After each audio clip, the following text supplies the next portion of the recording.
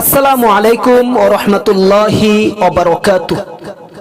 সম্মানিত দর্শক, আজ আপনাদের সম্মুখে এমন একটি গুরুত্বপূর্ণ কথা নিয়ে হাজির হলাম, যে কথার গুরুত্ব এত বেশি, যারা ঈমানওয়ালা আমলওয়ালা তারাই একমাত্র এই কথার ওয়েট ওজন বুঝতে পারবে। আমরা সম্পদশালী হওয়ার জন্য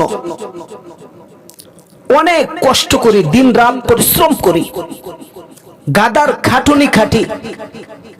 আমরা নিজেদেরকে সুন্দর রূপে গড়ে তোলার জন্য নিজেদের গায়ে মুখে অনেক কিছু মাখার চেষ্টা করি,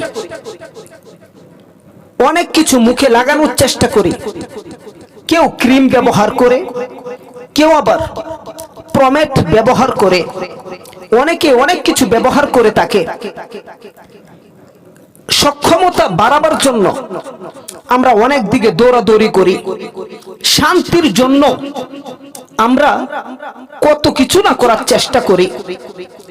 তবে আল্লাহ পাক রব্বুল আলামিন আমার জন্য, আপনার জন্য, সমস্ত মানব জাতির জন্য 5 ওয়াক্ত নামাজকে ফরজ করে দিয়েছেন। আর এই 5 ওয়াক্ত নামাজ যে ব্যক্তি সময় মতো আদায় করতে পারবে তাদের কি লাভ হবে, আর যারা সময় মতো আদায় করতে না পারবে তাদের কি লস হবে, জেনে রাখুন, কাজে আসবে। 1 নাম্বার, ফজর বাদ গেল তো চেহারার নূর চলে গেল।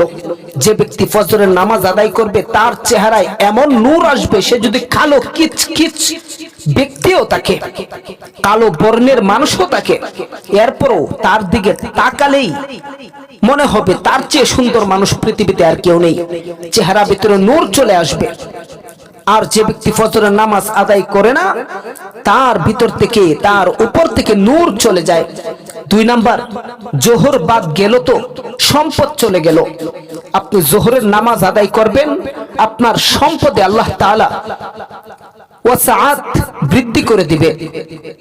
আর যদি জোহরের নামাজ আদায় না করেন, আপনার সম্পদের বরকত আল্লাহ তাআলা কমিয়ে দিবে।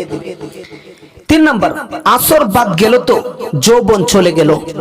আসরের নামাজ যদি আদায় না করেন তাহলে আপনার যৌবনে কমতি দেখা দিবে, আপনার যৌবনে অভাব দেখা দিবে। সুতরাং আসরের নামাজ আদায় করবেন তো আপনার যৌবন বৃদ্ধি পেতে থাকবে।